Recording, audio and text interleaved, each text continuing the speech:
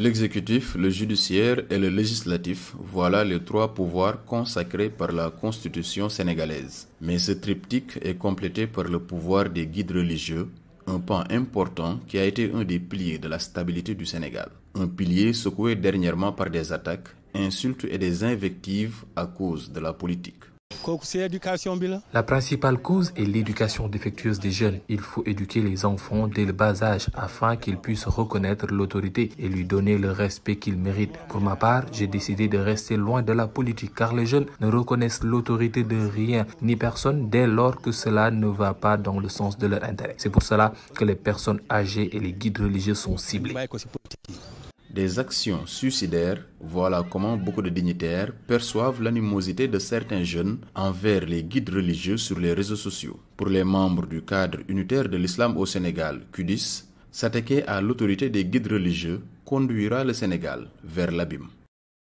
En période de tension, il est difficile de discerner le faux du vrai. Et c'est là qu'écouter et respecter la parole des guides religieux est important. Fragiliser les chefs religieux revient à couper la branche sur laquelle on est assis. Ce qui est sûr, c'est que tu vas tomber avec la branche et l'arbre va survivre. Les guides sont comme cet arbre. Peu importe la situation, ils seront toujours les socles de ce pays. Donc, il faut les respecter et suivre leurs injonctions.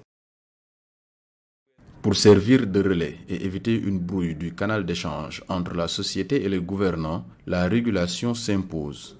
C'est dans ce cadre que le médiateur de la République a initié des rencontres avec les différentes composantes de la société.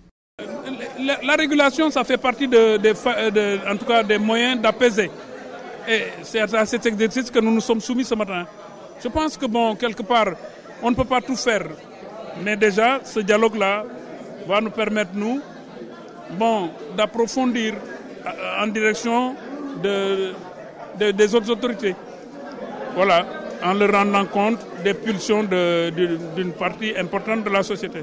Souvent considérés comme des gardiens de la stabilité, les religieux ont toujours joué leur partition quand le pays est en proie à la tension, comme c'était le cas lors des manifestations meurtrières de mars 2021. Une implication qui les expose désormais à des attaques virulentes qui pourraient à la longue déstabiliser un des piliers de la nation sénégalaise.